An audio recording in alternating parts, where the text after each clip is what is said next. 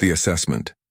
The crystalline spires of the Grand Council chamber refracted the light of 3 suns, casting rainbow patterns across the assembled representatives of the Zaltharian collective. Ambassador Vex stood at the central podium, his 4 arms gesturing gracefully as he presented the final slide of his assessment. In conclusion, esteemed council members, the species known as humans, present a moderate opportunity for integration into our economic sphere. They possess adequate technology, reasonable resource production capabilities, and have demonstrated capacity for interstellar commerce. I recommend we extend a standard trade partnership offer. Vex's confidence radiated through his bioluminescent patterns, the flickering lights beneath his translucent skin displaying calm blues and greens. Polite chittering and buzzing filled the chamber, the Zaltharian equivalent of applause.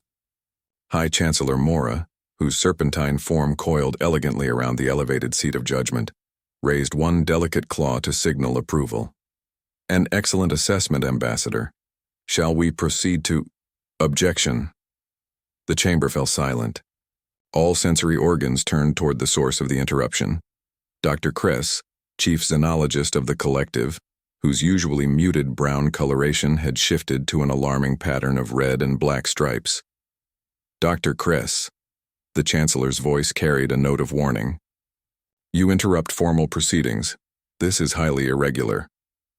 Forgive me, Your Eminence, but if we proceed with Ambassador Vex's recommendations without hearing the complete intelligence report, we will make a mistake that could threaten the very existence of our collective. Dr. Kress moved toward the podium with unusual speed, their research tablet clutched tightly. Murmurs rippled through the assembly. The Chancellor's scales shifted to a cautious yellow. These are grave words, Doctor. Explain yourself. Dr. Kress activated the holographic display, replacing Vex's neat charts with a chaotic swirl of data streams, images, and video feeds. Ambassador Vex's economic analysis is correct as far as it goes. The humans do possess adequate technology and reasonable production, but that assessment is catastrophically incomplete. What we're dealing with isn't a species that's merely adequate. What we're dealing with something far more dangerous. Dangerous? Ambassador Vex's patterns flickered with indignation. Doctor, I spent 6 months studying human civilization. They're fragmented, disorganized, constantly arguing among themselves. Half their planetary population can't even agree on basic facts about their own world. They're barely held together. Exactly. Dr. Kreese's coloration intensified. And that's what makes them terrifying. You see disorganization? I see adaptive redundancy. You see fragmentation. I see evolutionary advantage. Ambassador, did your economic analysis include how humans respond to external threats? Vex hesitated. Well, no. The focus was on trade potential and— Then you missed everything important. Dr. Kress pulled up a historical timeline. Let me tell you about human economic warfare. 300 years ago, they didn't even have faster-than-light capability. They were confined to one star system, fighting wars among themselves over resources and ideology. Do you know what they did? The hologram displayed images of ancient human conflicts. While fighting these wars, they simultaneously developed the most sophisticated economic weapons ever documented. They would embargo each other, manipulate currency values, steal industrial secrets, and sabotage supply chains, all while maintaining the appearance of civilized behavior. One human nation-state would smile and shake hands with another, while their intelligence agencies worked to undermine each other's economies. That's hardly unique, interjected Commerce Minister Thel. Many species engage in economic competition. But do they do it while also cooperating? Dr. Kress's patterns pulsed urgently. That's the key. Humans maintain multiple contradictory positions simultaneously. They call it nuance or complexity, but it's actually a form of cognitive warfare. They've evolved to hold competing ideas in their minds at the same time, which means they can cooperate with you while preparing to defeat you. The hologram shifted to display footage from human entertainment. Ambassador Vex mentioned their lack of unity, but look at their cultural output. Thousands of languages, hundreds of distinct cultures, millions of competing narratives, all existing simultaneously on their global information networks. This isn't weakness, it's a civilizational immune system. Dr. Kress pulled up more data. Every time a culture or idea becomes dominant among humans, countercultural movements emerge automatically. Every political philosophy generates its opposite. Every technological advancement spawns resistance movements. They argue constantly about everything, but this arguing is actually a form of problem solving. They're testing ideas against each other in real time, discarding failures and amplifying successes. "You're describing chaos," Chancellor Mora observed, though her coloration had shifted from yellow to a more concerned orange. "No, Your Eminence. I'm describing something far more sophisticated than chaos. I'm describing a distributed intelligence network that masquerades as chaos." Dr. Kress displayed complex sociological models. "Watch what happens when humans face an external threat." The hologram showed historical footage of human responses to various crises, natural disasters, pandemics, and notably, their first contact war with the Ventari raiders 20 years ago. The Ventari thought humans would be easy prey. A species that couldn't even unite their own planet? The raiders expected to conquer within months. Instead, within weeks of the first attack, every human faction that had been fighting each other for centuries suddenly coordinated their response. Not because they were ordered to, humans don't respond well to orders, but because they independently decided to cooperate. Billions of individuals, making autonomous decisions, all arriving at the same conclusion simultaneously. The footage showed human military forces adapting in real time to Ventari tactics. And here's the terrifying part. While coordinating their overall strategy, they maintained their tactical diversity. The Ventari never faced the same attack pattern twice. Every human military unit operated differently, used different weapons, employed different doctrines, but somehow, they were all working toward the same strategic objective. Ambassador Vex's patterns had shifted from indignant blue to uncertain purple, but surely their technology is deliberately modular and redundant, Dr. Kreese interrupted. Every human ship carries multiple backup systems. Every colony maintains independent production capabilities. They don't have centralized manufacturing because they learned, through thousands of years of warfare among themselves, that centralization creates vulnerabilities.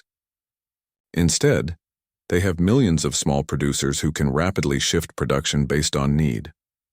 During the Ventari conflict, human civilian factories that had been producing entertainment devices were manufacturing military components within days. Not because of government mandates, but because the factory owners independently decided to do so. The humans call it market response or patriotic duty, but what it really represents is a species-wide ability to rapidly reorganize their entire civilization in response to threats. The hologram displayed economic data, and while they were fighting the Ventari militarily, they were simultaneously undermining them economically. Humans infiltrated Ventari trade networks, manipulated their currency exchanges, spread propaganda through their information channels, and recruited dissident factions within Ventari society, all while conducting conventional military operations. Dr. Kress paused, letting the information sink in. The Ventari had superior weapons, greater numbers, and centuries more experience with interstellar warfare. They lost in 3 years because they underestimated what they were fighting. They thought they were facing a young, disorganized species. They were actually fighting a civilization that had spent 10,000 years perfecting the art of warfare against opponents who thought like they did. Chancellor Mora's scales had shifted to deep orange, almost red. "Doctor, you're suggesting that human apparent weakness is actually strength?" "More than that, Your Eminence. I'm suggesting that humans have evolved a form of civilization that's fundamentally different from anything we've encountered. Every other species in the galactic community achieved space travel by unifying their homeworld first. We developed stable governments, unified cultures, and logical hierarchies before reaching for the stars. Humans went to space while still fighting wars among themselves. They colonized other planets while their homeworld remained divided. They achieved faster than light travel while maintaining hundreds of separate governmental systems. The chamber had fallen completely silent except for the soft hum of the holographic projectors. This shouldn't be possible, Dr. Kress continued.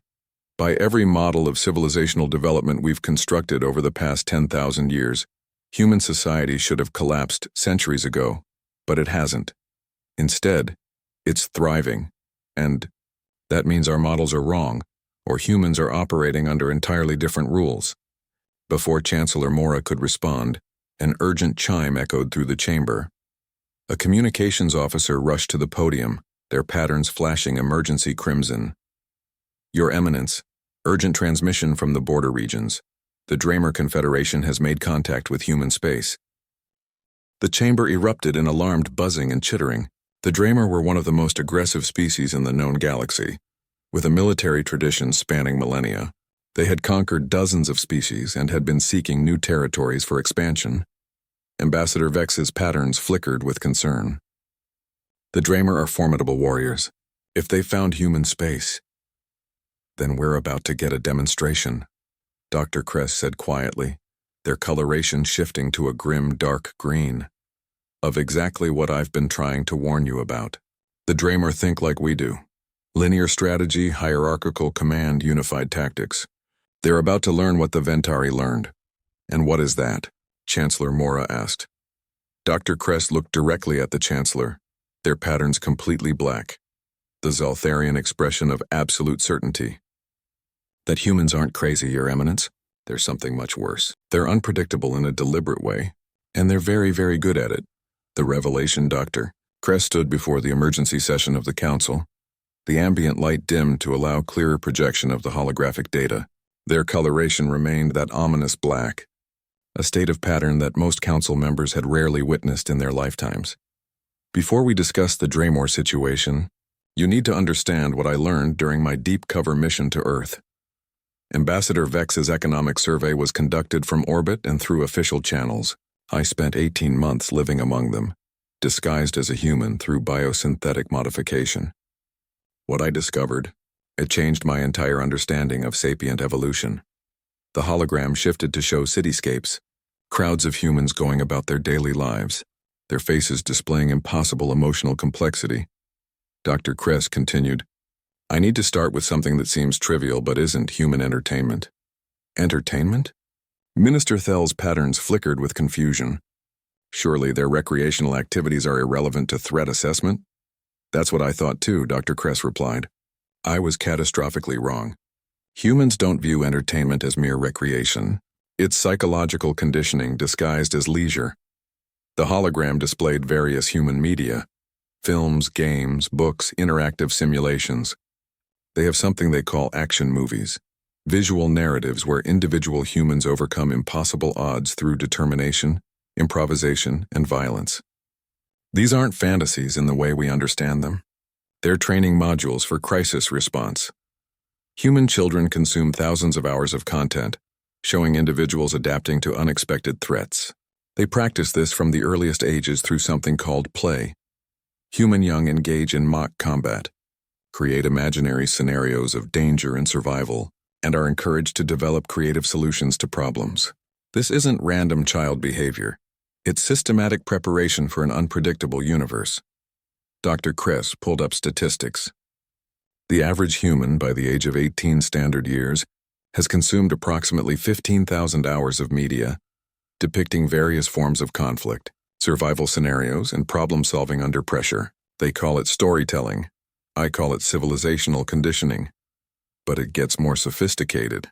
They have interactive simulations, video games, where individuals practice strategic thinking, resource management, and tactical adaptation. Some of these games are simple pattern recognition exercises. Others are complex civilizational management simulations, where the player must balance economics, military, diplomacy, and technology across centuries of simulated time. The hologram showed footage of humans engaged in these activities, their faces intense with concentration. I personally observed a human adolescent, a juvenile by their standards, manage a simulated interstellar empire of 200 planets while simultaneously defending against 3 hostile alien species, maintaining trade relationships with 4 others and researching new technologies. The simulation ran at accelerated time, That child played through 500 years of galactic history in an afternoon, making thousands of strategic decisions, learning from failures, and adapting strategies. Now multiply that by billions of humans, all playing different games, all learning different lessons, all developing different problem-solving approaches. What you get is a species where every individual has practiced being a strategic commander of an interstellar civilization by the time they reach adulthood. Chancellor Mora's patterns showed deep concern. Are you suggesting humans are being deliberately trained for warfare? Not just warfare, Your Eminence, everything. They have games about building cities, managing farms, exploring dungeons, solving puzzles, racing vehicles, commanding armies, running businesses, performing surgery, flying aircraft, and countless other activities. Each game teaches different skills, different ways of thinking. And here's the critical part. No human plays all the games. Each one specializes in different types, developing different cognitive skill sets. Their entertainment industry is accidentally, or perhaps not so accidentally, creating a population with maximally diverse problem-solving capabilities. Dr. Kress shifted the hologram to biological data. But the entertainment aspect is just the beginning. Let me tell you about human biology, because that's where things become truly frightening. Anatomical displays of human physiology appeared. Humans evolved on a planet they call Earth, a designation that translates roughly to dirt or ground. This seems humble until you understand what kind of planet it is. Earth is classified as a Class 7 death world in our xenobiological taxonomy. Gasps and shocked color shifts rippled through the assembly. Class 7 death worlds were planets where survival required extreme adaptive capabilities.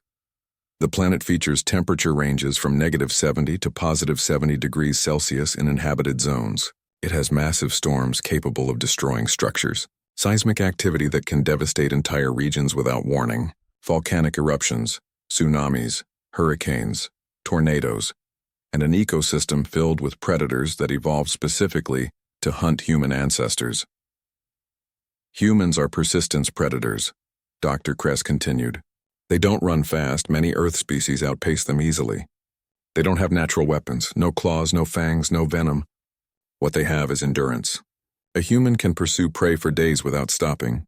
They sweat, excreting liquid through their skin, which allows them to regulate body temperature even while engaging in sustained physical activity.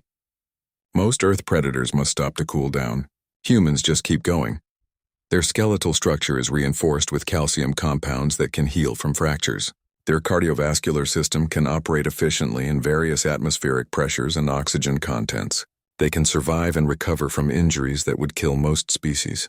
I once witnessed a human sustain a broken leg, a major structural bone completely fractured, and after medical intervention, they recovered completely within 8 weeks. 8 weeks. The hologram shifted to show cellular structures. Their immune systems are aggressive and adaptive. They're exposed to countless pathogens on their death world, which means their bodies have evolved to fight microscopic threats constantly. They carry billions of symbiotic microorganisms that aid in everything from digestion to mental health. They're not individuals, they're mobile ecosystems. And their brains, Dr. Kreis's patterns intensified. Human neural architecture is uniquely chaotic. Most sapient species have logical, hierarchical brain structures. Human brains are masses of competing subsystems that argue with each other constantly. They have what they call consciousness, a narrative voice that observes their own thoughts. They can think about thinking. They can feel emotions about their emotions. They can make decisions that contradict their own desires because they judge those desires to be suboptimal.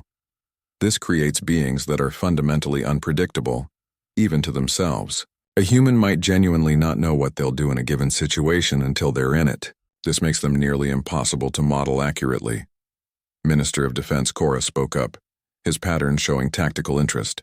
But surely this internal chaos makes them vulnerable to psychological warfare. You'd think so, Dr. Kress replied.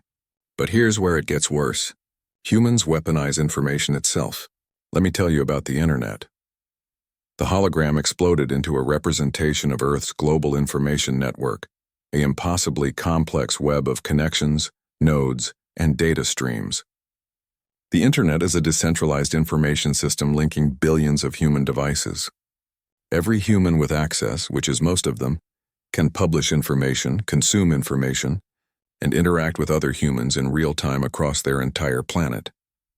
This system contains virtually all human knowledge, scientific research, historical records, entertainment, personal communications, financial transactions, and everything else. And here's the critical part. It's not controlled by any single authority. No government, no corporation, no institution has complete control over the internet. It's a distributed network that routes around damage automatically. During my time on Earth, I witnessed humans arguing about literally everything on this network.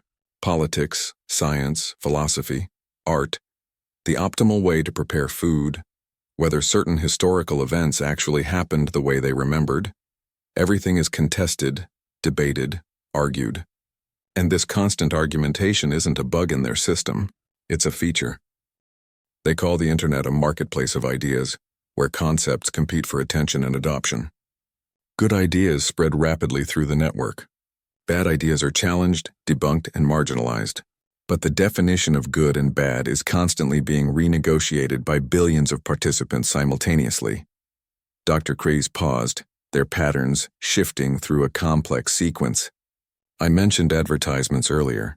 Communications designed to manipulate human behavior for commercial purposes. The sophistication of human marketing and propaganda is terrifying. They've spent centuries developing techniques to influence each other's decisions. And they deploy these techniques constantly, on each other, for everything from selling products to winning elections to promoting ideologies, and they're so good at this that they've had to develop countermeasures, critical thinking, skills that allow them to analyze and resist manipulation attempts. Human education systems specifically train their young to question everything, verify sources, and think independently. They're teaching their children to resist propaganda so effectively that it's become difficult to propagate any message without significant pushback. Now, imagine trying to conduct psychological operations against a species that's been immunizing itself against manipulation techniques for centuries. You can't simply broadcast propaganda at them. They'll analyze it, deconstruct it, mock it, and turn it against you. And they'll do this collectively, through their internet, coordinating their response without any central authority directing them. The hologram shifted to show diplomatic exchanges, which brings me to their negotiation strategies. I observed human diplomats in action, and it was masterful. They'll sit across from you smiling, making pleasant conversation, finding common ground, building relationships, all while their intelligence services are gathering every piece of information they can about you, your species, your government, your military capabilities, and your vulnerabilities. They call it trust, but verify. They'll offer cooperation while simultaneously preparing for betrayal. Not because they're naturally treacherous, though some individuals certainly are, but because their history has taught them that trust without preparation is foolish. Every human diplomatic agreement includes contingency plans for what happens if the agreement fails. Before Dr. Kress could continue, the communications officer from earlier returned, patterns flashing urgently. Doctor, new intelligence from the border. The Dramer Confederation has issued an ultimatum to the human colonies in the disputed sectors. They're demanding submission within 10 standard days or they'll commence military operations. The chamber erupted in concerned buzzing. Dr. Kress's patterns shifted to that black certainty again. Then we need to observe very carefully what happens next. Because the Dramer are about to receive an education in human strategic thinking. Ambassador Vex spoke up, patterns uncertain. Doctor, the Dramer have a military tradition spanning 4,000 years. Their battle fleets are renowned throughout this sector. Surely the humans as a young species will be at a disadvantage. Dr. Kress manipulated the hologram to show human military installations along their border. Ambassador, the Dramer are about to discover what every other species that has threatened humanity has learned. Humans don't fight fair. They don't believe in honorable combat between equals. They believe in winning by whatever means necessary. Watch, Dr. Kress continued, pulling up real-time intelligence feeds from the border regions. The Dramer have given them 10 days. That's 9 days more than humans need to formulate a response. By now they've already gamed out hundreds of scenarios, identified Dramer vulnerabilities, and begun implementing countermeasures.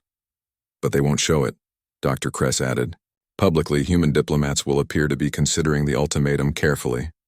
They'll request clarifications, propose negotiations, buy time. Meanwhile, their military will be moving into position. Their intelligence agencies will be working to identify Draymore decision-makers and their vulnerabilities. And their economic specialists will be analyzing how to turn Draymore's allies against them. Chancellor Mora leaned forward, her patterns showing intense focus. You keep saying the humans will do things, plural, but they have no central government. How will they coordinate such complex responses? That's just it, Your Eminence, Dr. Kress replied. They won't coordinate in the way we understand coordination. There won't be a supreme commander issuing orders. Instead, thousands of human decision-makers will independently analyze the situation and arrive at complementary conclusions. Their military commanders will develop plans that support each other without explicit coordination. Their diplomats will pursue strategies that align without central direction. Their economic actors will take actions that collectively strengthen humanity's position. It looks like chaos from the outside, but it's actually a form of distributed intelligence that's far more resilient than our centralized command structures. You can't decapitate human leadership because they don't have a head. You can't disrupt their command and control because it's everywhere and nowhere. You can't predict their strategy because they're employing hundreds of strategies simultaneously. The hologram displayed a quote from human military history. Dr. Kress read it aloud. No plan survives contact with the enemy. Humans learned this lesson thousands of years ago, so they stopped making rigid plans. Instead, they trained their forces to adapt in real time, to improvise, to turn enemy actions against them. They call it tactical flexibility, but it's really cognitive warfare. The Draymore will enter this conflict expecting a conventional war, fleet actions, territorial exchanges, attrition-based strategy. What they'll get is something they've never encountered before. And by the time they realize what they're actually fighting, it will be too late. The chamber sat in stunned silence, patterns displaying various shades of concern and fascination. Your Eminence, Dr. Kress concluded, I recommend we observe the upcoming conflict very carefully. What happens in the next few weeks will determine how the Zaltharian collective relates to humanity. For centuries to come, we need to decide whether we want to be their friends, their neutral observers, or, gods forbid, their enemies. Because if there's one thing I learned during my time on Earth, it's this. Humans aren't crazy. Crazy implies irrationality, chaos without purpose. Humans are something far more dangerous. They're strategically unpredictable. They're deliberately chaotic. They've weaponized uncertainty itself, and they're very, very good at it. The demonstration Zix days had passed since the Draymore ultimatum. The Zaltharian collective's long-range sensors and intelligence assets were focused on the disputed border sectors, recording everything. The Grand Council had convened in continuous session, watching the human response unfold in real time. What they saw defied every expectation. They're doing nothing? Ambassador Vex's patterns displayed utter confusion as he studied the tactical displays. The Draymore fleet is assembling in staging areas, clearly preparing for invasion, and the human military forces are maintaining normal patrol patterns. No mobilization, no defensive preparations, nothing. Dr. Kreese's patterns remained that disturbing black. Look closer, Ambassador. They're doing everything disguised as nothing. The hologram zoomed in on various human activities throughout their space. Human merchant vessels have increased traffic to Draymore trading partners by 30% in the last week. Human news networks are running detailed stories about Draymore history, culture, and government. All factually accurate, but emphasizing certain details. Human social media activity regarding the Draymore has increased exponentially, with humans from all their factions suddenly becoming experts on Draymore society. I don't understand, Minister Thel interjected. How is increasing trade and media attention a military response? It's not military, Dr. Kress explained. It's omni-spectrum warfare. Watch. The hologram displayed a human merchant ship arriving at a station in neutral space, where Draymore trade representatives were present. These human merchants are offering exceptional deals, prices that undercut standard rates significantly. They're making Draymore trading partners question whether a war that disrupts this profitable commerce is worth supporting. The display shifted to human media broadcasts being intercepted by Draymore intelligence. These news stories aren't propaganda in the crude sense. They're accurate historical accounts, but they emphasize every instance where the Draymore Confederation overextended themselves, every internal political dispute, every economic challenge they've faced. It's information warfare that doesn't feel like warfare because it's all true. And on their internet, Dr. Kress continued, billions of humans are suddenly discussing the Draymore. Some are expressing concern about the ultimatum. Others are analyzing Draymore military capabilities. Still others are creating humorous content, memes as they call them, mocking the situation.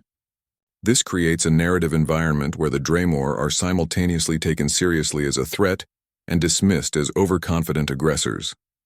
Chancellor Mora's patterns showed growing understanding. They're shaping perception before the first shot is fired. Exactly. But there's more. Dr. Kress pulled up intelligence intercepts from deep within Draymore space. Human intelligence assets have been active in Draymore territory for years. We just didn't know to look for them. They've cultivated relationships with Draymore dissidents, opposition political factions, and economic competitors of the current Draymore leadership. The hologram showed encrypted communications traffic. In the past 6 days, these assets have been activated. Not to conduct sabotage or violence, that would be too obvious. Instead, they're providing information to Draymore political opposition, leaking details about the costs of the planned military campaign, raising questions about whether the disputed sectors are worth the resources required to conquer them. Internally, the Draymore Confederation is now experiencing political debate about the wisdom of this war, and they haven't even started fighting yet. Day 7 arrived. The Draymore fleet began moving toward human space in what appeared to be a standard invasion formation. The Council watched tensely as dozens of Draymore warships crossed the border into the disputed sectors. And then, something strange happened. The human ships are retreating? Ambassador Vex couldn't hide his surprise. They're abandoning the border stations without firing a shot. No, Dr. Kress corrected. They're repositioning. Watch the pattern. The human forces were pulling back, but not in a panicked rout. They maintained formation, destroyed nothing, left nothing valuable behind.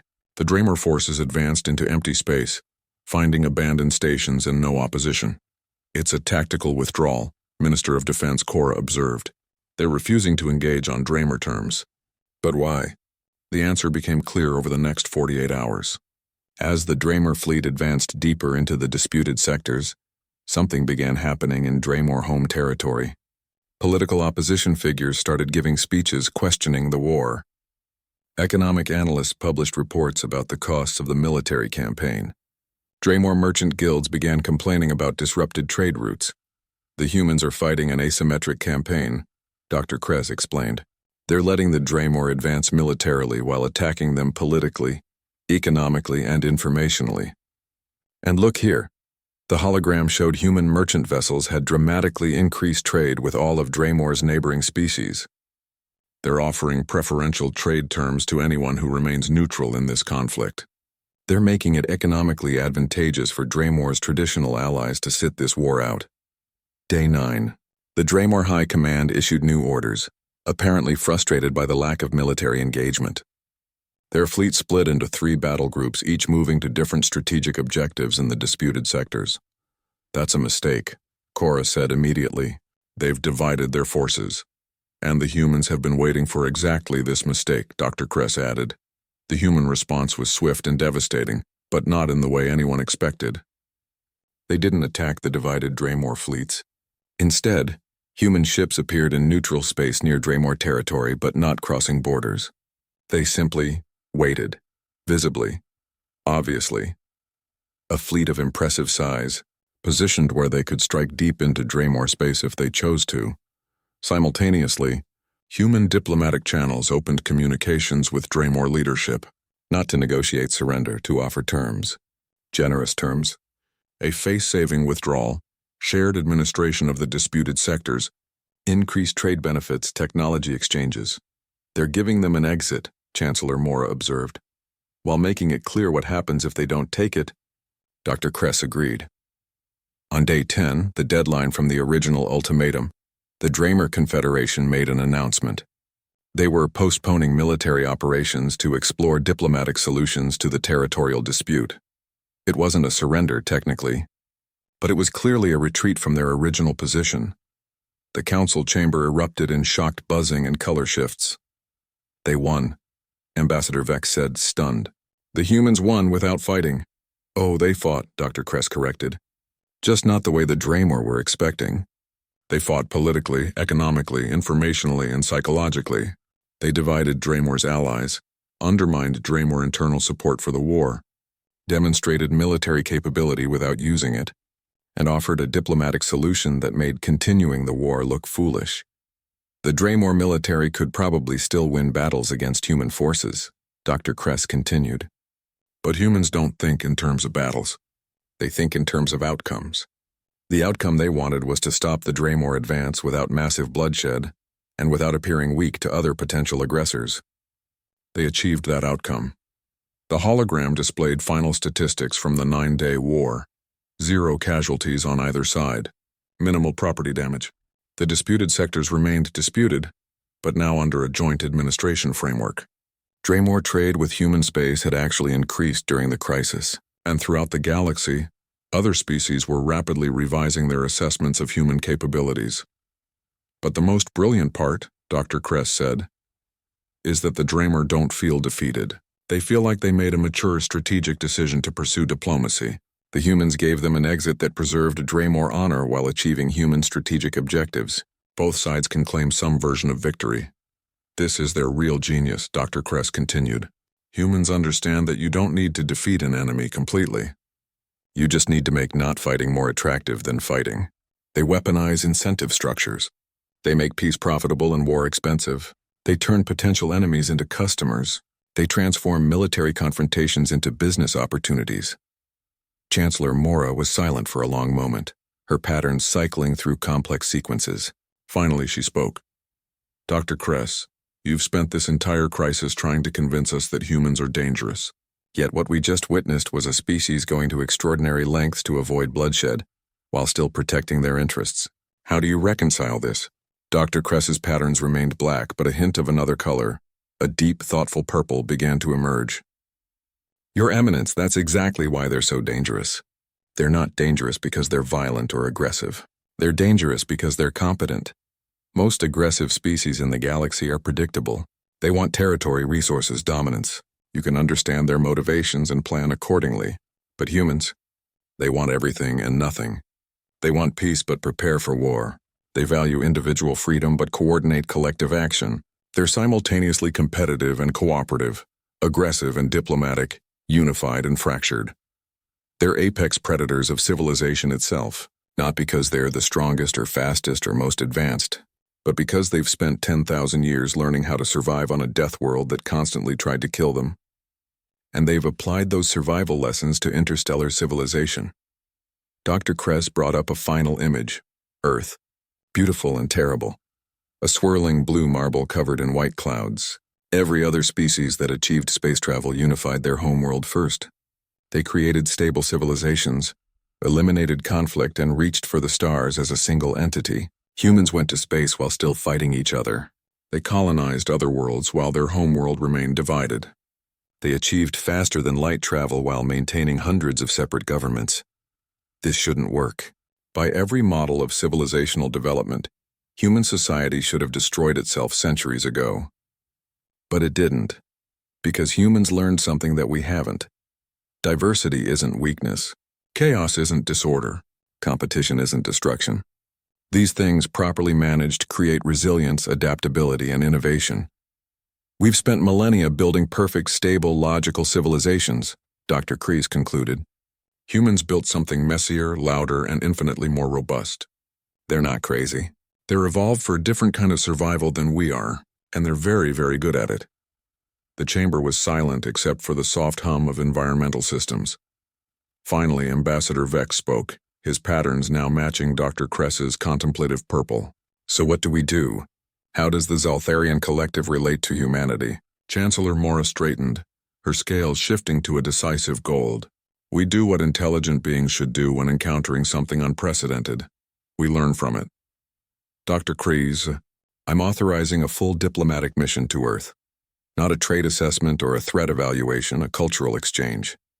We will study humans not as potential threats or opportunities, but as fellow sapient beings with something to teach us. And, the Chancellor continued, her patterns intensifying, we will make it extremely clear to all members of the galactic community that the Zaltharian Collective considers humanity to be a species worthy of respect and friendship. Not because we fear them, though after your reports. Doctor, a healthy caution seems appropriate, but because we recognize competence when we see it.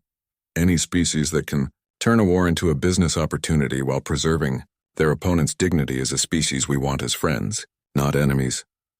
Dr. Kress's patterns finally shifted from black to a warm, satisfied green. A wise decision, Your Eminence. And may I suggest that we also invite human cultural representatives here. Let them see our civilization, share their perspectives, engage in genuine dialogue. Approved, the Chancellor said. And Doctor, thank you for your persistence. You may have prevented us from making a catastrophic mistake. Epilogue. 3 months later, the first human diplomatic mission arrived at the Zaltharian homeworld. The delegation was diverse in every way.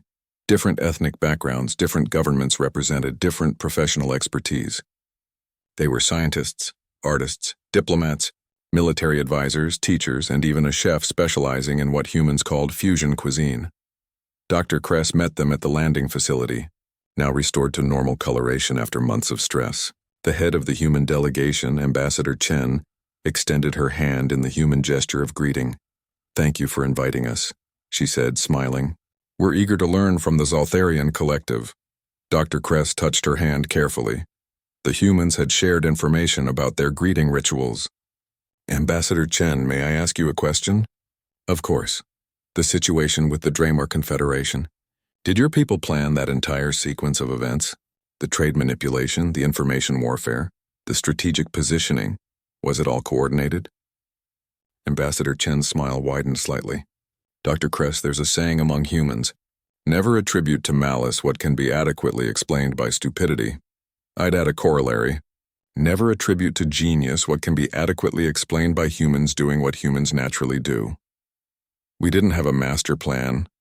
We had thousands of people, diplomats, traders, military commanders, intelligence analysts, journalists, business owners, all independently responding to the situation based on their training, experience, and understanding of human interests. We coordinated where we needed to, competed where it made sense, and generally did what humans always do. We adapted." "So it was all improvised?" Dr. Kress asked, patterns showing disbelief. "Improvised within frameworks," Ambassador Chen corrected. "We have principles, strategies, and doctrines, but we apply them flexibly based on circumstances. The Draemar presented a problem. We solved it using all available tools. Military force was one tool, but far from the only one, and not the most effective one in this case." She looked around the landing facility, taking in the elegant architecture and the assembled Zaltharian representatives. "We're here because we recognize that we have a lot to learn. Humans are good at adaptation and survival, but we're not always good at stability, long-term planning, or creating harmonious societies. We fight too much. We argue constantly. We can be self-destructive. You've built something beautiful here," she continued. "A stable, peaceful, prosperous civilization. That's rare in the universe. We'd like to understand how you've achieved it. And maybe, in exchange, we can share what we've learned about resilience, adaptation, and survival." Dr. Kress's pattern shifted through a complex sequence of colors, a Zaltharian laugh. "Ambassador Chen, I believe this is the beginning of a fascinating relationship. Come, the Chancellor is eager to meet you. Though I should warn you, she's going to ask about your fusion cuisine. Apparently my reports about human culinary arts made quite an impression." As they walked through the facility, Dr. Kress reflected on the past months. The humans weren't crazy. They weren't even particularly strange once you understood their evolutionary context. They were simply a different answer to the question of how sapient beings could organize themselves. And that difference, properly respected and understood, could benefit everyone. The real danger hadn't been humanity after all. The real danger was assuming that there was only one right way to build a civilization, and dismissing anything different as inferior or incomprehensible. Humans had reminded the galaxy that diversity, in thought, organization, and approach, was a strength, not a weakness, and that lesson, Dr. Kress thought, was worth all the stress-induced color changes and sleepless nights. Maybe humans weren't worse than crazy after all. Maybe they were better.